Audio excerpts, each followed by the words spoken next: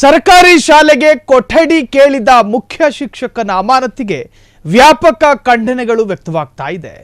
Freedom TV ವರದಿ ಬೆನ್ನಲ್ಲೇ ಮುಖ್ಯಮಂತ್ರಿಗೆ ಸಾಹಿತಿಗಳ ಪತ್ರ.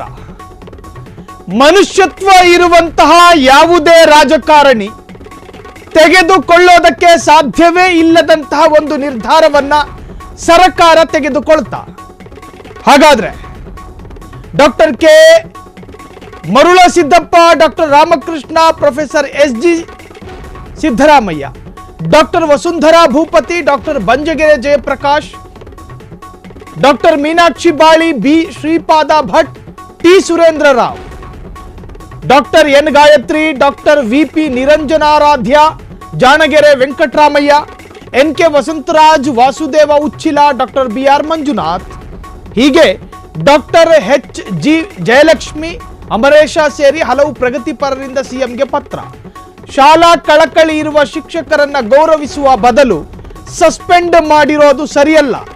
ತಕ್ಷಣವೇ ವೀರಣ್ಣ ಮಡಿವಾಳರ್ ಅವರ ಅಮಾನತು ರದ್ದು ಮಾಡಿ ಶಿಕ್ಷಣ ಇಲಾಖೆಗೆ ಬಂದಿರುವ ಕಳಂಕವನ್ನ ತೊಡೆದು ಹಾಕಿ. ಮುಖ್ಯಮಂತ್ರಿ ಸಿದ್ದರಾಮಯ್ಯಗೆ ಪ್ರಗತಿಪರ ಸಾಹಿತಿಗಳಿಂದ ಪತ್ರ. ಶಾಲೆ ಕೊಠಡಿ ಕೇಳಿದ ಮುಖ್ಯ ಶಿಕ್ಷಕನ ಅಮಾನತಿಗೆ ವ್ಯಾಪಕ ಖಂಡನೆ. ಫ್ರೀಡಂ ಟಿವಿ ವರದಿ ಬೆನ್ನಲ್ಲೇ ಮುಖ್ಯಮಂತ್ರಿಗೆ ಸಾಹಿತಿಗಳ ಪತ್ರ. ನನ್ನ ಕುಟುಂಬಕ್ಕೆ 2 ಎಕರೆ ಜಮೀನು ಬೇಕು ಅಂದ್ರ ಇಲ್ಲ, ತನ್ನ ಸ್ವಾರ್ಥ ಹಿತಾಸಕ್ತಿಗೋಸ್ಕರ ಏನಾದ್ರೂ ಆಸ್ತಿ ಪಾಸ್ತಿ ಕೇಳಿದ್ರ ಆ ಮನುಷ್ಯ ಏನೂ ಕೇಳಿಲ್ಲ. ಸರ್ಕಾರದ ಜೊತೆ ಕೇಳಿದ್ದು ನಮ್ಮ ಮಕ್ಕಳು ಕಲಿಯುವಂತಹ ಶಾಲೆಗೆ ಒಂದು 3 ಕೊಠಡಿ ಕೊಡಿಸಿ ಅಂತ. ನಿಮಗೆ ಗಂಟು ಹೋಗೋದಿಲ್ವಲ್ಲ? ಸರ್ಕಾರ ಬೀಳುತ್ತಾ ಕೊಠಡಿ ಕೊಡೋದ್ರಿಂದ? ನಿಮ್ಮ ಗಂಟು ಹೋಗೋದಿಲ್ಲ, ಸರ್ಕಾರ ಉದುರಿಯೂ ಕೂಡ ಬೀಳೋದಿಲ್ಲ. ಎಂತಹ ನಿರ್ಭಾವುಕ ಸರ್ಕಾರ ನಿಮ್ದು! ಮನುಷ್ಯತ್ವ ಮಾನವೀಯತೆ ಬೇಡ. ಕಾಲ್ಪಾದಗಳಿಗೆ ಪಾದರಕ್ಷೆ ಧರಿಸದೆ ಫಕೀರನಂತೆ ಪಾಪ ಡಾಕ್ಟರ್ ಬಿ.ಆರ್. ಅಂಬೇಡ್ಕರ್ ಭಾವಚಿತ್ರ ಇಟ್ಕೊಂಡು ನನ್ನ ಮಕ್ಕಳು ಕಲಿಯುವಂತಹ, ಅಂದ್ರೆ ಗ್ರಾಮಸ್ಥರ ಮಕ್ಕಳು ಕಲಿಯುವಂತ ಶಾಲೆಗೆ 3 ಕೊಠಡಿ ಕೇಳಿದ್ದು ಆ ಮನುಷ್ಯ. ಎಂತಹ ಒಂದು ನಿರ್ಭಾವುಕ ಹೃದಯ ನಿಮ್ಮಗಳದು! ಶಿಕ್ಷಣ ಸಚಿವರೇ, ನಿಮ್ಮ ಮನುಷ್ಯತ್ವ ಮಲಿನವಾಗಿ ಮರಗಟ್ಟಿ ಹೋಗಿದೆಯಾ? ಹೆಂಗ ಮನಸ್ಸು ಬರುತ್ತೆ ಅಮಾನತು ಮಾಡೋದಕ್ಕೆ? ತನ್ನ ಕುಟುಂಬಕ್ಕೆ ಆಸ್ತಿ ಪಾಸ್ತಿ ಕೇಳಲಿಲ್ಲ ಆ ಮನುಷ್ಯ. ಸ್ವಾರ್ಥಕ್ಕಾಗಿ ಏನೂ ಕೇಳದಂತಹ ಒಬ್ಬ ಶಿಕ್ಷಕನನ್ನ, ಗುರುವನ್ನ ದೇವರ ಸಮಾನರಾಗಿ ಕಾಣುತ್ತಾರೆ. ಈ ಬಗ್ಗೆ ಮಾತನಾಡೋದಕ್ಕೆ ಸ್ವತಃ ಸಾಹಿತಿಗಳು ಈಗ ಫೋನ್ ಸಂಪರ್ಕದಲ್ಲಿ. ಸರ್ ನಮಸ್ತೆ. ನಮಸ್ತೆ ಸರ್, ಎಂತಹ ಒಂದು ಪರಿಸ್ಥಿತಿ ಬಂತು? ಗುರುಗಳನ್ನ ಅಥವಾ ಶಿಕ್ಷಕರನ್ನ ದೇವರಿಗೆ ಹೋಲಿಸುವಂತಹ ನಮ್ಮ ನಾಡು, ಎಂತಹ ನಿರ್ಭಾವುಕ ಸರ್ಕಾರ! 3 ಕೊಠಡಿ ಕೇಳಿದ ಮಾತ್ರಕ್ಕೆ ಅಮಾನತು ಅನ್ನೋದಾದ್ರೆ ಎಲ್ಲಿಗೆ ಬಂತು ಅಂತ ನಮ್ಮ ಸ್ಥಿತಿ. ಇಲ್ಲ, ಇದು ಬಹಳ ವಿಷಾದನೀಯವಾಗಿರುವಂತಹ ಬೆಳವಣಿಗೆ. ಇದು ಆ ರೀತಿ ಆಗಬಾರ್ದು. ಮುಖ್ಯವಾಗಿ ಅವರು ಏನು ಶಾಲೆಯ ಅಭಿವೃದ್ಧಿಗೋಸ್ಕರವಾಗಿ ಪ್ರಯತ್ನಗಳನ್ನು ಹಾಕಿದ್ದಾರೆ ಈ ಮೊದಲಿಂದ, ಅದನ್ನು ಕೂಡ ಪರಿಗಣನೆಯಲ್ಲಿ ಇಟ್ಕೋಬೇಕಿತ್ತು. ಇವರು ಏನಾದ್ರು ಕ್ರಮ ತಗೊಳ್ಳೋದಕ್ಕೆ ಮೊದಲು ಅವರು ಬಹಳ ಆಸಕ್ತಿಯಿಂದ ಆ ಶಾಲೆಯ ಅಭಿವೃದ್ಧಿಗೆ ಬೇಕಾದಷ್ಟು ಕೆಲಸಗಳನ್ನು ಮಾಡಿದ್ದಾರೆ. ಸ್ವತಃ ಒಬ್ಬ ಲೇಖಕ ಮತ್ತು ಕವಿಯಾಗಿರುವ ಸಂವೇದನಾಶೀಲ ಶಿಕ್ಷಕ, ಮಕ್ಕಳನ್ನ ಬಹಳ ಗಾಢವಾಗಿ ಏನು ಪ್ರೀತಿ ಮಾಡುವಂತಹ ಒಂದು ಸ್ವಭಾವ ಉಳ್ಳವರು. ಅವರು ಆ ಶಾಲೆಗೆ ಸೌಕರ್ಯ ಸಿಗಲಿಲ್ವಲ್ಲ ಅನ್ನುವಂತಹ ಇದನ್ನ ಸರ್ಕಾರಕ್ಕೆ ಮತ್ತು ಇಲಾಖೆಗೆ ತಲುಪಿಸುವ ಒಂದು ವಿಧಾನವಾಗಿ ಆ ಸತ್ಯಾಗ್ರಹವನ್ನ, ಪಾದಯಾತ್ರೆಯನ್ನ ಮಾಡಿದ್ದಾರೆ. ಅದರಿಂದ ಅದರ ಹಿಂದಿರುವ ಸದಾಶಯವನ್ನ ಇವರು ಗಮನಿಸಬೇಕಿತ್ತು ಅಂತ ನಮ್ಮ ಭಾವನೆ. ಅಂದ್ರೆ ಈಗ ಇಲಾಖೆಯವರು ಹೇಳೋದೇನಂದ್ರೆ, ಕರ್ತವ್ಯದಲ್ಲಿರುವ ಒಬ್ಬ ಶಿಕ್ಷಕ ಅದೇ ಇಲಾಖೆಯ ವಿರುದ್ಧ ಈ ರೀತಿಯಾಗಿರುವಂತಹ ಸಾರ್ವಜನಿಕ ಪ್ರತಿಭಟನೆಗಳನ್ನ ಹಮ್ಮಿಕೊಳ್ಳಬಾರದು, ಅದು ನಿಯಮಾವಳಿ ಉಲ್ಲಂಘನೆ ಆಗುತ್ತೆ ಅಂತ. ಅದು ಒಂದು ಕಾನೂನುಬದ್ಧವಾಗಿರುವ ಸಮರ್ಥನೆ ಆಗಿರಬಹುದು ಇಲಾಖೆ ಹೇಳ್ತಾ ಇರೋದು. ನಾನು ಹೇಳೋದು ಎಲ್ಲ ಕಾನೂನುಗಳನ್ನ ಬರೀ ಕಾನೂನುಗಳಾಗಿ ನೋಡ್ಬೇಕಾಗಿಲ್ಲ. ಕೆಲವು ಸನ್ನಿವೇಶಗಳಲ್ಲಿ ಒಂದು ಏನು ಶಾಲೆಯ ಅಭಿವೃದ್ಧಿಗೋಸ್ಕರ ಆತ ನಿರಂತರ ಪ್ರಯತ್ನ ಮಾಡ್ತಾ ಬಂದಾಗ್ಲೂ ಆತ ನಿರೀಕ್ಷಿಸಿರುವಂತಹ ಪ್ರತಿಫಲ ದೊರೆಯದೇ ಹೋಗಿರೋದ್ರಿಂದ ಸಹಜವಾಗಿ ಬೇರೆ ಏನು ದಾರಿ ಕಾಣದೆ ಆ ರೀತಿ ಮಾಡಿರಬಹುದು ಅನ್ನುವ ಒಂದು ಹಿನ್ನೆಲೆಯಲ್ಲಿ ಇಲಾಖೆ ಇದನ್ನ ಪರಿಗಣಿಸಬೇಕು. ಮತ್ತು ಒಬ್ಬ ಶಿಕ್ಷಕ ಒಂದು ಕನ್ನಡ ಶಾಲೆಯನ್ನು ಉಳಿಸೋದಕ್ಕೆ ಇಷ್ಟು ಪರಿತಾಪ ಪಡ್ತಾ ಇದ್ದಾರೆ ಅನ್ನೋದು ನಮ್ಮೆಲ್ಲರ ಕಾಳಜಿಯ ವಿಷಯ ಆಗಿದೆ. ಈ ರೀತಿಯಾಗಿರುವಂತಹ ಒಂದು ಆಸಕ್ತಿ ಮತ್ತು ಶಾಲೆಯ ಬಗೆಗಿನ ಬದ್ಧತೆ ಎಲ್ಲ ಶಿಕ್ಷಕರಲ್ಲೂ ಮೂಡಿ ಬಂದ್ರೆ ಅದೊಂದು ಮಾದರಿಯಾಗಿರುವಂತಹ ಕಲಿಕಾ ವಾತಾವರಣವನ್ನು ನಿರ್ಮಾಣ ಮಾಡುತ್ತೆ. ಈಗೇನು ವೀರಣ್ಣ ಮಡಿವಾಳರ ಮೇಲೆ ಒಂದು ಕ್ರಮ ತಗೊಂಡಿದ್ದಾರೆ, ಅದನ್ನ ವಾಪಸ್ ಪಡಿತೀವಿ ಅಂತ ಶಿಕ್ಷಣ ಮಂತ್ರಿಗಳು ಈಗಾಗಲೇ ಖಾಸಗಿಯಾಗಿ ಕೆಲವರಿಗೆ ಭರವಸೆಯನ್ನು ನೀಡಿದ್ದಾರೆ. ಇಲಾಖೆ ಕೂಡ ಅದಕ್ಕೆ ಪೂರಕವಾಗಿ ಸ್ಪಂದಿಸುತ್ತೆ ಮಂತ್ರಿಗಳು ಹೇಳಿದ ಮೇಲೆ. ಅದರಿಂದ ಅದನ್ನ ಆದಷ್ಟು ಬೇಗನೆ ಬಗೆಹರಿಸಿ ಆತ ತನ್ನ ಕರ್ತವ್ಯಕ್ಕೆ ಮರು ಹಾಜರಾಗೋದಕ್ಕೆ ಅವಕಾಶ ಮಾಡಿಕೊಡ್ಬೇಕು. ಶಿಕ್ಷಣ ಇಲಾಖೆ ಕೂಡ ತನ್ನ ಬದ್ಧತೆಯನ್ನ, ಕನ್ನಡ ಶಾಲೆಗಳ ಬೆಳವಣಿಗೆಗೆ ತೋರಿಸಬೇಕಾಗಿರುವ ಬದ್ಧತೆಯನ್ನ ಶೀಘ್ರ ಕ್ರಮ ಕೈಗೊಂಡು ಆ ಶಾಲೆಗೆ ಕೊಠಡಿಗಳನ್ನ ಮಂಜೂರು ಮಾಡಿ ಕಟ್ಟಿಸಿಕೊಟ್ಟು ಇತ್ಯಾದಿ ಏನ್ ಅಗತ್ಯ ಸೌಕರ್ಯಗಳಿದೆಯೋ ಅದನ್ನು ಕೂಡ ಕೊಡಿಸಿ ಜಯಪ್ರಕಾಶ್ ಸರ್ ಬೆಂಬಲಿಸಬೇಕು. ಸರ್, ಈಗ ನಿಮ್ಮ ಸಾಹಿತಿಗಳು ಅಂದ್ರೆ ನೀವು ಕೂಡ ಸಾಹಿತಿಗಳು, ನೀವು ಸಾಕಷ್ಟು ಸಮಾನ ಮನಸ್ಕ ಹೋರಾಟಗಾರರೆಲ್ಲರೂ ಕೂಡ ಈಗ ಮಡಿವಾಳರ ಪರವಾಗಿ ನಿಂತ್ಕೊಂಡಿದ್ದೀರಿ. ಸರ್ಕಾರಕ್ಕೆ ಏನು ಸಲಹೆ ಕೊಡ್ತೀರಿ ಸರ್ ಕಡೆದಾಗಿ? ನಾವು ಹೇಳ್ತಾ ಇರುವಂತದ್ದು, ಆಯಾ ಶಾಲೆಯ ಶಿಕ್ಷಕರು ಕಲಿಸೋದಕ್ಕೆ ಇಷ್ಟು ಉತ್ಸಾಹವನ್ನು ತೋರಿಸ್ತಾ ಇದ್ದಾರೆ ಮತ್ತು ಹಲವು ಕಡೆಯಲ್ಲಿ ಒಳ್ಳೆಯ ಕಲಿಕೆಯನ್ನು ಕೂಡ ಸಾಧ್ಯ ಮಾಡ್ತಾ ಇದ್ದಾರೆ. ಆದ್ರಿಂದ ಕನ್ನಡ ಶಾಲೆಗಳ ಅಭಿವೃದ್ಧಿಯ ಬಗ್ಗೆ ಸರ್ಕಾರ ಇನ್ನೊಬ್ರು ಮುಂದೆ ನಿಂತು ಕೇಳೋವರೆಗೂ ಬಿಡಬೇಕಾದಿಲ್ಲ. ತಾನೇ ಮುಂದೆ ನಿಂತು ಎಲ್ಲೆಲ್ಲಿ ಸೌಕರ್ಯಗಳ ಅಗತ್ಯ ಇದೆ, ಎಲ್ಲೆಲ್ಲಿ ಮೂಲಭೂತ ಸೌಕರ್ಯಗಳ ಕೊರತೆ ಇದೆ, ಎಲ್ಲಿ ಕಟ್ಟಡದ ಕೊರತೆ ಇದೆ, ಇತರೆ ಸಾಧನ ಸೌಲಭ್ಯಗಳ ಕೊರತೆ ಇದೆ, ಇವನ್ನೆಲ್ಲವನ್ನ ಗಮನಿಸಿ ಶಿಕ್ಷಣ ಇಲಾಖೆ ತ್ವರಿತವಾಗಿ ಕಾರ್ಯಪ್ರವೃತ್ತವಾಗಬೇಕು. ಅದಕ್ಕೆ ಬೇಕಾಗಿರುವಂತಹ ಹಣಕಾಸನ್ನ ನಾವು ಮೀಸಲಿಟ್ಟಿದ್ದೀವಿ ಅಂತ ಮಾನ್ಯ ಮುಖ್ಯಮಂತ್ರಿಗಳು ಹೇಳಿದ್ದಾರೆ. ಅದನ್ನು ಸಮರ್ಪಕವಾಗಿ ಬಳಕೆ ಮಾಡೋ ವಿಷಯದಲ್ಲಿ ಅಧಿಕಾರಿಗಳು ಚುರುಕಾಗಬೇಕು ಮತ್ತು ಕಾರ್ಯಪ್ರವೃತ್ತರಾಗಬೇಕು. ಮತ್ತು ಆ ದಿಸೆಯಲ್ಲಿ ಶಿಕ್ಷಣ ಮಂತ್ರಿಗಳು ಅಧಿಕಾರಿ ವೃಂದವನ್ನ ಚುರುಕುಗೊಳಿಸಬೇಕು. ಈಗ ಯಾವಾಗ ಒಬ್ಬ ಶಿಕ್ಷಕ ಸರಿಯಾಗಿ ಪಾಠ ಮಾಡ್ತಾ ಇಲ್ಲ, ಕರ್ತವ್ಯ ಲೋಪ ಮಾಡ್ತಾ ಇದ್ದಾನೆ, ಶ್ರದ್ಧೆ ತೋರಿಸ್ತಾ ಇಲ್ಲ ಅಂತ ಆಗುತ್ತೋ ಅಂತ ಸಮಯದಲ್ಲಿ ಅಧಿಕಾರಿಗಳು ಕ್ರಮ ತಗೊಳ್ಳೋದಕ್ಕೆ ಹೆಂಗ್ ಮುಂದಾಗ್ತಾರೋ ಅದೇ ರೀತಿಯಲ್ಲಿ ಅಗತ್ಯವಿರುವ ಸೌಕರ್ಯಗಳನ್ನು ಒದಗಿಸೋದ್ರಲ್ಲಿ ನಿಧಾನ ಪ್ರವೃತ್ತಿ ತೋರಿಸುವಂತ ಅಧಿಕಾರಿಗಳು ಮತ್ತು ಅದಕ್ಕೆ ಸಂಬಂಧಪಟ್ಟಿರುವಂತಹ ಏನು ಕಚೇರಿಗಳಿದೆಯೋ ಅದ್ರ ಮೇಲೂ ಕ್ರಮ ತಗೊಳ್ಳೋದಕ್ಕೆ ಸರ್ಕಾರ ಮುಂದಾಗಬೇಕು. ಅವಾಗ್ಲೇನೆ ಇದು ಚುರುಕಾಗುತ್ತೆ. ಎರಡು ಕಡೆ ಇರೋದು, ಅಧಿಕಾರಿಗಳು ಮುಂದಾಗಬೇಕು, ಶಿಕ್ಷಕರು ಕೂಡ ಈ ರೀತಿಯಾದ ಉತ್ಸಾಹವನ್ನು ತೋರ್ಬೇಕು. ಅವೆರಡು ಜೊತೆಯಲ್ಲಿ ನಡೆದಾಗ ಕನ್ನಡ ಶಾಲೆಗಳ ಅಭಿವೃದ್ಧಿ ಸಾಧ್ಯ ಆಗುತ್ತೆ. ಅದನ್ನು ನಾವು ಸಾಧಿಸಬೇಕು ಅಂತ ಹೇಳಿದ್ರೆ ಇಲಾಖೆಯ ಕಾರ್ಯವೈಖರಿಯ ಬಗ್ಗೆ ಮಂತ್ರಿಗಳು ಮತ್ತು ಸರ್ಕಾರ ಸದಾ ನಿಗಾ ಇಡಬೇಕು ಅಂತ ನಾನು ಭಾವಿಸ್ತೀನಿ. Thank you sir. ಖ್ಯಾತ ಸಾಹಿತಿ ಬಂಜಗೆರೆ ಜಯಪ್ರಕಾಶ್ ಅವರು ಮಾತನಾಡ್ತಾ ಇದ್ರು. ಥ್ಯಾಂಕ್ ಯು, ಧನ್ಯವಾದ ತಮಗೆ ಇಷ್ಟೊತ್ತು ಫ್ರೀಡಮ್ ಟಿವಿ ಜೊತೆ ಮಾತನಾಡಿದ್ದಕ್ಕೆ. ಇಲ್ಲಿ ಶಿಕ್ಷಕ ಇಟ್ಟಿರ್ತಕ್ಕಂತಹ ಬೇಡಿಕೆ ಅತ್ಯಂತ ನ್ಯಾಯಯುತವಾದಂತಹ ಬೇಡಿಕೆ. ಹೌದು, ತನ್ನದೇ ಇಲಾಖೆಯ ವಿರುದ್ಧ ಮನವಿ ಮಾಡಿಕೊಳ್ಳಬಹುದೇ ಹೊರತು ಇಲಾಖೆಯನ್ನ ಪ್ರಶ್ನಿಸುವಂತಿಲ್ಲ ಕಟುವಾಗಿ. ಅಲ್ಲ ರೀ, ಕಾನೂನು ನ್ಯಾಯವನ್ನೇ ಧಿಕ್ಕರಿಸುವ ಹಾಗಿದ್ರೆ ಏನು ಮಾಡಬೇಕು? ಕಾನೂನಾತ್ಮಕವಾದ ಭಾಷೆಯನ್ನ ಶಿಕ್ಷಣ ಇಲಾಖೆ ಪ್ರಯೋಗ ಮಾಡಿದೆ. ನಿಮ್ಮಲ್ಲಿರ್ತಕ್ಕಂತಹ ಕಾನೂನೇ ನ್ಯಾಯವನ್ನ ಸಮಾಧಿ ಮಾಡುವಂತಹದ್ದಾದ್ರೆ ಏನು ಮಾಡೋದು? ಯಾರ ಜೊತೆ ಕೇಳಕೊಳ್ಳೋದು? ರಾಯಭಾಗ ತಾಲೂಕಿನ ನಿಡಗುಂದಿ ಸರ್ಕಾರಿ ಶಾಲೆ ಉಳಿಸಲು ವೀರಣ್ಣ ಶ್ರಮ, ಹಗಲಿರುಳು ಶ್ರಮ. ಕಳೆದ 10 ವರ್ಷಗಳಿಂದಲೂ ತಮ್ಮ ಶಾಲೆಯ ಅಭಿವೃದ್ಧಿಗಾಗಿ ನಿರಂತರ ಶ್ರಮ ಪಟ್ಕೊಂಡು ಬಂದ ಜೀವ ಅದು. ಶಾಲಾ ತರಗತಿಗಳಿಗಾಗಿ 4 ಕೊಠಡಿಗಳು ಅಗತ್ಯ ಇದೆ, ಕಟ್ಟಿಸಿಕೊಡಿ ಎಂಬುದು ಅವರ ಬೇಡಿಕೆ. ಕೆಲವು ವರ್ಷಗಳ ಹಿಂದೆ ಮಕ್ಕಳ ಸಂಖ್ಯೆ 70 ಇದ್ದಾಗಲೂ 2 ಕೊಠಡಿಗಳಿದ್ದವು. ಈಗ 140, 170ಕ್ಕೆ ಹೆಚ್ಚಳವಾದಾಗಲೂ ಅಷ್ಟೇ ಸಂಖ್ಯೆಯ ಕೊಠಡಿಗಳಿವೆ. ಕೊಠಡಿ ಸಂಖ್ಯೆ ಹೆಚ್ಚಿಸದಿದ್ದರೆ ಮಕ್ಕಳು ಶಿಕ್ಷಣದಿಂದ ವಂಚಿತರಾಗುತ್ತಾರೆ ಎಂಬುದು ವೀರಣ್ಣರ ಒಂದು ಕಳಕಳಿ. ಶಾಲಾ ಅಭಿವೃದ್ಧಿಯ ಬಗ್ಗೆ ಕಾಳಜಿ ಹೊಂದಿರುವ ಮುಖ್ಯ ಶಿಕ್ಷಕರನ್ನ ಈ ರೀತಿ ನಡೆಸಿಕೊಳ್ಳೋದು ಯಾವ ಕಾನೂನು, ಯಾವ ನ್ಯಾಯ ಇದು?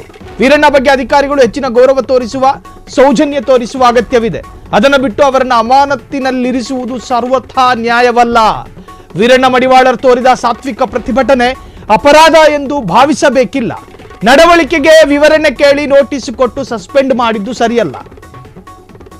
ಅಧಿಕಾರಿಯ ಈ ನಡೆ ಅವರ ಸರ್ವಾಧಿಕಾರಿ ಧೋರಣೆಯ ಪ್ರತೀಕ. ಇಂತಹ ಅಧಿಕಾರಿಗಳಿಂದ ನಿಮಗೆ ಕರ್ನಾಟಕ ಸರ್ಕಾರಕ್ಕೆ ಕೆಟ್ಟ ಹೆಸರೇ ಬರೋದು. 4 ಜನರ ಜೊತೆ ಕೇಳಿ ನೀವು ಮಾಡಿರೋ ಕಾನೂನು ಹೆಂಗಿದೆ ಅಂತ. ದಯಮಾಡಿ ಮಧ್ಯಪ್ರವೇಶಿಸಿ ವೀರಣ್ಣ ಮಡಿವಾಳರ ಅಮಾನತು ಆದೇಶ ರದ್ದು ಮಾಡಿ ತಮ್ಮ ಇಲಾಖೆಗೆ ಬಂದಿರುವ ಕಳಂಕವನ್ನು ನಿವಾರಿಸಿಕೊಳ್ಳಿ. ಮಧು ಬಂಗಾರಪ್ಪ ಸಾಹೇಬ್ರೆ, ಬಿಇಒ ನಡೆ ತೀವ್ರ ಆಕ್ಷೇಪಾರ್ಹವಾಗಿದೆ. ಈ ಬಗ್ಗೆ ತನಿಖೆ ಮಾಡಲು ಆದೇಶ ಹೊರಡಿಸಿ. ರಾಯಭಾಗ ತಾಲೂಕಿನ ನಿಡಗುಂದಿ ಸರ್ಕಾರಿ ಶಾಲೆ ಉಳಿಸಲು ವೀರಣ್ಣ ಪರಿಶ್ರಮ. ಕಳೆದ 10 ವರ್ಷಗಳಿಂದಲೂ ಕೂಡ ಪರಿಶ್ರಮ ಮಾಡ್ತಾ ಇದ್ದಾರೆ. ಸರ್ಕಾರಿ ಶಾಲೆಗಳಿಗೆ ಕನ್ನಡದ ತಾಯಂದಿರು ಮಕ್ಕಳನ್ನ ಕಳಿಸ್ತಾ ಇಲ್ಲ. ಕನ್ನಡ ಕಲಿಸೋದಕ್ಕೆ ಪೋಷಕರಿಗೂ ಆಸಕ್ತಿ ಇಲ್ಲ, ಮಕ್ಕಳಿಗೂ ಆಸಕ್ತಿ ಇಲ್ಲ. ಕನ್ನಡ ಶಾಲೆಗಳಲ್ಲಿ ಮಕ್ಕಳು ಬರ್ತಾ ಇಲ್ಲ. ಹಾಗಾಗಿ ಸರ್ಕಾರಿ ಶಾಲೆಗಳನ್ನ ಮುಚ್ಚುತ್ತೀವಿ ಅಂತ ಹೇಳಿ ದಿನಕ್ಕೆ 40 ಸಾರಿ ಬಡ್ಕತ್ತಾ ಇದ್ರು ಮಧು ಬಂಗಾರಪ್ಪ. ನೀವು ಮಾಡೋ ಕರ್ಮಗಳಿಗೆ ಮಕ್ಕಳು ಬರದಲ್ಲಿ ಇನ್ನೇನು ಮಾಡಬೇಕು? ಏನು ದನದ ಕೊಟ್ಟಿಗೆನಾ? 70 ಮಕ್ಕಳಿದ್ದಾಗಲೂ ಕೂಡ ಇದೇ ಮಡಿವಾಳರು ಇದೇ ಹೋರಾಟ ಮಾಡಿದ್ದು. ಈಗ 170 ಮಕ್ಕಳಿದ್ದಾರೆ. ಆ ಮಕ್ಕಳು ಎಲ್ಲಿ ಕೂತ್ಕೊಳ್ಳೋದು? ಸರಿಯಾದ ಮೂಲಭೂತ ಸೌಕರ್ಯಗಳನ್ನು ಕೊಡೋದಿಲ್ಲ. ಶಾಲೆಗೆ ಬೇಕಾದಂಥ ಅಲಂಕೃತ ವಸ್ತುಗಳನ್ನು ಕೊಡೋದಿಲ್ಲ. ನೆಟ್ಟಿಗೆ ಸರಿಯಾಗಿ ಗೋಡೆ ಇಲ್ಲ, ಗೋಡೆ ಇದ್ರೂ ಅದಕ್ಕೆ ಸರಿಯಾಗಿ ಸುಣ್ಣ ಬಳದಿರಲ್ಲ. ಆ ತರಹದ ಕಳಪೆ ಗುಣಮಟ್ಟದ ಕಟ್ಟಡದಲ್ಲಿ ಮಕ್ಕಳು ಒಳ್ಳೆ ಕುರಿ ಮೇಕೆಗಳು ಕೂತಂಗೆ ಕಲಿಬೇಕಾ? ಮಧು ಬಂಗಾರಪ್ಪನವರೇ, ಕಾನೂನಾತ್ಮಕವಾಗಿ ಈ ಪ್ರಯೋಗವನ್ನು ನೀವು ಮಾಡಿದ್ದು ಕೆಲವೊಮ್ಮೆ ಸರಿ ಅನ್ನಿಸಿರಲೂಬಹುದು. 4 ಜನ ಪ್ರಜೆಗಳ ಜೊತೆ ಕೇಳಿ ನೋಡಿ ನೀವು ಮಾಡಿದ ಕಾನೂನ್ನ. ಈ ಭಾಷೆ ಬಳಸಬಾರ್ದು, ಕ್ಯಾಕ್ಕರಿಸಿ ಉಗಿತಾರೆ. ಜನಸಾಮಾನ್ಯರು ಅಂದ್ರೆ, ಶಿಕ್ಷಕರು ಅಂದ್ರೆ ಆತನ ಉದ್ದೇಶ ಏನಿತ್ತು? ಆತನ ಇಂಟೆನ್ಷನ್ ಏನು? ವೀರಣ್ಣ ಮಡಿವಾಳರ್ ಅವರ ಮನಸ್ಸಿನಲ್ಲಿ ಇಟ್ಟುಕೊಂಡ ಉದ್ದೇಶ ಏನಾಗಿತ್ತು? ಮಕ್ಕಳ ಓದು, ಮಕ್ಕಳ ಕಲಿಕೆ, ಮಕ್ಕಳಿಗಾಗಿ 4 ಕೊಠಡಿ, ಊರಿನ ಮಕ್ಕಳು ಓದುಗರಾಗಿರಬೇಕು, ಶಿಕ್ಷಣದಲ್ಲಿ ಮುಂದುವರಿಬೇಕು ಅನ್ನೋ ಕಾಳಜಿ ಬಿಟ್ರೆ ಉಳಿದಂತೆ ಬೇರೆ ಸ್ವಾರ್ಥ ರಾಜಕೀಯ ಇತ್ತ? ಸ್ವಾರ್ಥ ರಾಜಕೀಯ ಇತ್ತೇನ್ರಿ? ವಾಲ್ಮೀಕಿ ಸಮುದಾಯಕ್ಕೆ ಸೇರಬೇಕಾದಂತಹ ಕೋಟ್ಯಾಂತರ ರೂಪಾಯಿ ನುಂಗಿ ನೀರು ಕುಡಿದ ಆರೋಪಗಳನ್ನು ಹೊತ್ಕೊಂಡಂತಹ ನಿಮ್ಮ ಸಚಿವರುಗಳನ್ನು ನೀವು ಸಹಿಸ್ಕೋತೀರಿ? 4 ಕೊಠಡಿ ಕೇಳಿದ ವೀರಣ್ಣ ಮಡಿವಾಳರ್ ಆ ಒಂದು ಬೇಡಿಕೆಯನ್ನು ಸಹಿಸಿಕೊಳ್ಳೋದಕ್ಕೆ ನಿಮ್ಮ ಕರ್ನಾಟಕ ಸರ್ಕಾರಕ್ಕೆ ಸಾಧ್ಯ ಆಗೋದಿಲ್ಲ ಅಂತ ಹೇಳಿದ್ರೆ ನಾಚಿಕೆಯಾಗಬೇಕು. ಲವಲೇಶದಷ್ಟು ನಾಚಿಕೆ ಮಾನ ಮರ್ಯಾದೆ ಬಿಟ್ಟರೆ ಮಾತ್ರ ಈ ತರಹದ್ದೊಂದು ನಿಯಮ ನಿರ್ಧಾರವನ್ನು ತೆಗೆದುಕೊಳ್ಳೋದಕ್ಕೆ ಸಾಧ್ಯ. ಹೌದು, ಕಾನೂನಾತ್ಮಕವಾಗಿ ಸ್ವ ಇಲಾಖೆಯ ವಿರುದ್ಧ ಸಾರ್ವಜನಿಕವಾಗಿ ಆ ಇಲಾಖೆಯ ದೌರ್ಬಲ್ಯ, ಆ ಇಲಾಖೆಯ ಪ್ರಮಾದ, ಆ ಇಲಾಖೆಯ ದೋಷಗಳನ್ನು ಪ್ರದರ್ಶನಕ್ಕೆ ಇಡಬಾರ್ದು. ಅದು ಕಾನೂನು, ಸರಿ, ಒಪ್ಕತೀವಿ. ಆದರೆ ನ್ಯಾಯವನ್ನೇ ತುಳಿದು ಹಾಕೋ ಕಾನೂನಾದ್ರೆ ನಿಮ್ದು, ನಿರ್ಭಾವುಕ ಕಾನೂನು ನಿಮ್ದಾದ್ರೆ ಯಾರು ಒಪ್ಕೋತಾರೆ? ಯಾವ ಸೀಮೆ ಕಾನೂನಿದು? ಒಂದು ಶಿಕ್ಷಕನಾಗಿ ತನ್ನ ಗ್ರಾಮದ ಮಕ್ಕಳ ಓದಿಗಾಗಿ, ಶಿಕ್ಷಣಕ್ಕೆ ಬೇಕಾದಂತಹ ಸವಲತ್ತಿಗಾಗಿ, ಮಕ್ಕಳ ಮೇಲಿನ ಕಾಳಜಿಗಾಗಿ 4 ಕೊಠಡಿ ಕೇಳ್ದ ಆ ಪುಣ್ಯಾತ್ಮ. ಬೇರಿನ್ನೇನು ಮಾಡ್ದ? Symbol of knowledge doctor BR Ambedkar ಅವರ ಭಾವಚಿತ್ರವನ್ನ ಹಿಡಿದ್ರು. ಶಿಕ್ಷಣ ಕಲಿತರೆ ಹುಲಿಯ ಹಾಲು ಕುಡ್ದಂತೆ ನೀವು ಗರ್ಜಿಸ್ತೀರಿ ಅಂತ ಹೇಳಿದ ದೇಶದ ಸಂವಿಧಾನದ ಶಿಲ್ಪಿ ಡಾಕ್ಟರ್ BR ಅಂಬೇಡ್ಕರ್ ಅವರ ಫೋಟೋ ಇಟ್ಕೊಂಡು, ಬೇಡಿಕೆ ಇಟ್ಕೊಂಡು ಒಳ್ಳೆ ಫಕೀರ್ನಂತೆ ದಾರಿ ಉದ್ದಕ್ಕೂ ನಡ್ಕೊಂಡು ಹೋದ್ರು. ಇದು ನಿಮ್ಮನ್ನ ಕೆರಳಿಸ್ತು. ನಿಮ್ಮ ಇಲಾಖೆಯ ದೌರ್ಬಲ್ಯತೆಗಳನ್ನ ಕರ್ನಾಟಕದ ಜನರ ಮುಂದೆ ಹರಾಜಿಗಿಡ್ತಾ ಇದ್ದಾರೆ ಅಂತ ಅನ್ನಿಸ್ತು. ಹಾಗಾಗಿನೇ ಈ ನಿಯಮವನ್ನ ತಂದ್ರಿ. ಇವತ್ತು ಆತನನ್ನ ಅಮಾನತ್ನಲ್ಲಿಡ್ತೀರಿ, ಆತನನ್ನ ಗೃಹ ಬಂಧನದಲ್ಲಿಡ್ತೀರಿ. ನಾಚಿಕೆಯಾಗಬೇಕು. ನೀವು ಮಾಡಿದ್ದು ಸಾಧನೆ ಅಲ್ಲ, ಇದೊಂದು ಅಮಾನವೀಯವಾದಂತಹ ಕೃತ್ಯನೇ. ನಾವು ಕೂಡ ಅವರನ್ನ ಮಂತ್ರಿಗಳನ್ನ ಫೋನ್ ಸಂಪರ್ಕಕ್ಕೆ ಪ್ರಯತ್ನ ಪಡ್ತಾನೆ ಇದ್ದೀವಿ, ಆದ್ರೆ ಫೋನ್ ಸಂಪರ್ಕಕ್ಕೆ ಸಾಧ್ಯ ಆಗ್ತಾ ಇಲ್ಲ. ಎಸ್, ಹಾಗಾದ್ರೆ ಈ ಪ್ರಕರಣಕ್ಕೆ ಸಂಬಂಧಪಟ್ಟ ಹಾಗೆ ಮುಖ್ಯಮಂತ್ರಿಗಳೇ, ಶಿಕ್ಷಣ ಮಂತ್ರಿಗಳೇ ಈ ಮರ ಮೋಸ ತಡೆದು ನ್ಯಾಯ ಕೊಡಿಸಿ. ಕೊಠಡಿ ಮಂಜೂರಾದ್ರೂ ಕಟ್ಟಡ ನಿರ್ಮಾಣಕ್ಕೆ ಅವಕಾಶ ಕೊಡದ BEO ವಿರುದ್ಧ ಕ್ರಮ ತೆಗೆದುಕೊಳ್ಳಿ. ಸರ್ಕಾರಿ ಶಾಲೆ ಉಳಿಸಲು ಹೋರಾಡ್ತಿರುವ ವೀರಣ್ಣಗೆ ನೀಡಿರುವಂತಹ ಶಿಕ್ಷೆ ರದ್ದು ಮಾಡಿ.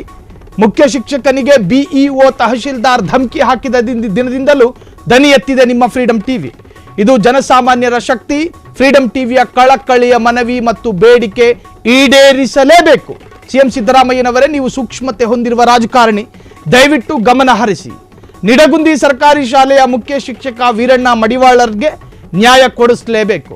ಮುಖ್ಯಮಂತ್ರಿಗಳೇ ಎಚ್ಚೆತ್ತುಕೊಳ್ಳಿ. ಮುಖ್ಯ ಶಿಕ್ಷಕ ವೀರಣ್ಣ ಸಸ್ಪೆಂಡ್ ರದ್ದು ಮಾಡಿ. ಅಯೋಗ್ಯ BEO ಬಸವರಾಜ್ ಮಾಡಿರೋ ಕೆಲಸಕ್ಕೆ ಇಡೀ ರಾಜ್ಯ ತಲೆ ತಗ್ಗಿಸುವಂತಾಗಿದೆ.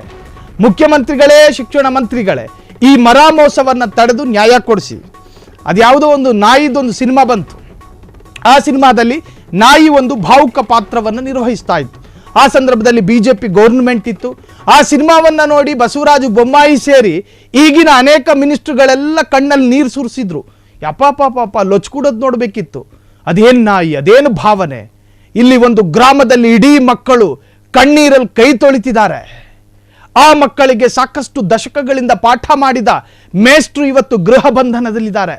ಅದಕ್ಕೆ ಕಾರಣ ಆಡಳಿತಾರೂಢ ಕಾಂಗ್ರೆಸ್. ಮಕ್ಕಳ ಮನಸ್ಸಿನಲ್ಲೂ ಕೂಡ ಆಕ್ರೋಶಗಳು ಸಮಾಧಿಯಾಗಿದೆ. ಆ ಮಕ್ಕಳಿಗೆ ಪ್ರಕಟಿಸೋದಕ್ಕೆ ಬರ್ತಾ ಇಲ್ಲ ಆಕ್ರೋಶಗಳನ್ನ. ನಾವು ಆ ಗ್ರಾಮಸ್ಥರಲ್ಲೂ ಕೂಡ ಮಾತನಾಡುವಂತ ಪ್ರಯತ್ನ ಮಾಡಿದ್ವಿ. ಆ ಶಿಕ್ಷಕರಿಗೆ ಈ ಮೇಷ್ಟ್ರು ಅಂದ್ರೆ ಪಂಚು ಪ್ರಾಣ. ಆ ಮಕ್ಕಳ ಮೂಲಭೂತ ಸೌಕರ್ಯಕ್ಕಾಗಿ ತನ್ನ ಕುಟುಂಬದ ಸ್ವಾರ್ಥ ಮರೆತು ಆ ಗ್ರಾಮದಲ್ಲಿ ನಿಸ್ವಾರ್ಥಿಯಾಗಿ ಬದುಕಿದ್ದಂತಹ ಮೇಷ್ಟ್ರದು. ಮಧು ಬಂಗಾರಪ್ಪನವರೇ, ನೀವು ಸಾಧನೆ ಮಾಡಿದ್ದು ಅಂತ ಹೇಳಿ ಬೀಗಬೇಡಿ. ಇದು ಸಾಧನೆಯಲ್ಲ, ಇದೊಂದು ಅತ್ಯಂತ ಸ್ಪಷ್ಟವಾದ ಅನ್ಯಾಯ. ಇದು ಜ್ಞಾನ ದಾಸೋಹ ಮಾಡ್ತಾ ಇದ್ದಂತಹ ಒಬ್ಬನ ಬಾಯಿಯನ್ನು ಮುಚ್ಚಿಸಿದ್ದೀರಿ ನೀವು. ಅಕ್ಷರಸ್ ವಿತರಣೆ ಮಾಡ್ತಾ ಇದ್ದಂತಹ ಒಂದು ಗುರುವಿನ ಬಾಯಿಗೆ ಬೀಗ ಹಾಕಿದ್ದೀರಿ ನೀವು. ಅಮಾನತ್ತು ಎನ್ನುವಂತಹ ಶಿಕ್ಷೆ. ಜ್ಞಾನಕ್ಕೆ ಲಾಕ್ ಮಾಡಿದ್ದೀರಿ, ಜ್ಞಾನವನ್ನ ಬಂಧನದಲ್ಲಿಟ್ಟಿದ್ದೀರಿ. ಇದು ನಿಜಕ್ಕೂ ಕೂಡ ಕಾಂಗ್ರೆಸ್ ಪಕ್ಷವನ್ನ ಮತ್ತಿನ್ನೆಲ್ಲಿಗೆ ಕೊಂಡೋಗೋದ್ರಲ್ಲಿ ಇದು ಪಾತ್ರ ವಹಿಸುತ್ತೆ. ಸಿದ್ದರಾಮಯ್ಯ ಸಾಹೇಬರ ಮೇಲೆ ಕರ್ನಾಟಕದ ವಿವಿಧ ಕ್ಷೇತ್ರದ ಜನ ಕೂಡ ಬೇರೆ ಬೇರೆ ತರಹದ ನಂಬಿಕೆಯನ್ನು ಇಟ್ಕೊಂಡಿದ್ದಾರೆ. ಅಹಿಂದ ಸಮಾಜದ ಒಬ್ಬ ಮುಖ್ಯಮಂತ್ರಿ ಮಧ್ಯಮ ವರ್ಗ ಬಡವರ್ಗದ ಪರವಾಗಿ ನಿಂತ್ಕೋತಾರೆ, ಮಕ್ಕಳ ಶಿಕ್ಷಣದ ಪರವಾಗಿ ನಿಂತ್ಕೋತಾರೆ. ಬೇಟಿ ಪಡಾವೋ ಬೇಟಿ ಬಚಾವೋ ಎನ್ನುವಂತಹ ನರೇಂದ್ರ ಮೋದಿಯ ಯೋಜನೆಯನ್ನ ಟೀಕೆ ಮಾಡ್ತೀರಿ, ಮೂದಲಿಸ್ತೀರಿ, ಕುಹಕ ಆಡ್ತೀರಿ. ನಿಮಗೆ ಯಾವ ನೈತಿಕತೆ ಇದೆ ಅಂತೇಳಿ ಮೂದಲಿಸ್ತೀರಿ? ಈ ತರಹದ ಅನ್ಯಾಯವನ್ನ ಬಹಳಷ್ಟು ಸ್ಪಷ್ಟವಾಗಿ ಕರ್ನಾಟಕದಲ್ಲಿ ಪ್ರಾಕ್ಟಿಕಲ್ ಮಾಡ್ತಾ ಇರೋ ನೀವು ಮೋದಿ ಸರ್ಕಾರವನ್ನ ಟೀಕೆ ಮಾಡ್ತೀರಿ. ಬೇಟಿ ಪಡಾವೋ ಬೇಟಿ ಬಚಾವೋ. ಈಗೇನಾಯಿತು? ನಿಮ್ಮ ಈ ನಿರ್ಧಾರದಿಂದ ಅದೆಷ್ಟೋ ಬೇಟಿಗಳು ಇವತ್ತು ಮನೆಯಲ್ಲಿ ಕಣ್ಣೀರು ಸುರಿಸ್ತಿದ್ದಾರೆ. ನಮಗೆ ಪ್ರಿಯವಾದ ಮೇಷ್ಟ್ರು ಅಮಾನತ್ತಾಗಿದ್ದಾರೆ ಅಂತ ಹೇಳಿ. ಈಗೇನು ಹೇಳ್ತೀರಿ ಮಧು ಬಂಗಾರಪ್ಪ ಸಾಹೇಬ್ರೆ? ಈಗೇನು ಹೇಳ್ತೀರಿ? ಸಚಿವ ಸಂಪುಟ ಪುನರ್ರಚನೆಯಾಗುತ್ತೆ, ನನ್ನನ್ನು ಯಾವಾಗ ತೆಗೆದು ಹೊರಗಾಕ್ತಾರೆ ಅನ್ನೋದೇ ಇನ್ನೂ ಗೊತ್ತಿಲ್ಲ, ನಿಮಗೆ ಇನ್ನೂ ಖಾತ್ರಿ ಆಗಿಲ್ಲ. ಅಂತಹದ್ರಲ್ಲಿ ಈ ತರಹದೊಂದು ಸಾಧನೆ ಮಾಡಿ ಕಾಂಗ್ರೆಸ್ ಪಕ್ಷಕ್ಕೆ ಇನ್ಯಾವ ಕಳಂಕವನ್ನ ತರೋದಕ್ಕೆ ಪ್ರಯತ್ನ ಮಾಡ್ತಾ ಇದ್ದೀರಿ? ಇನ್ಯಾವ ಕಳಂಕ? ಕ್ಷಣ ಕ್ಷಣದ ಸುದ್ದಿಗಳಿಗಾಗಿ ಫ್ರೀಡಂ ಟಿವಿ ಸಬ್ಸ್ಕ್ರೈಬ್ ಮಾಡಿ, ಲೈಕ್ ಮಾಡಿ ಹಾಗೂ ಫಾಲೋ ಮಾಡಿ. ಹೊಸ ಸುದ್ದಿಗಳ ನೋಟಿಫಿಕೇಶನ್ಗಾಗಿ ಬೆಲ್ ಐಕಾನ್ ಮೇಲೆ ಕ್ಲಿಕ್ ಮಾಡಿ.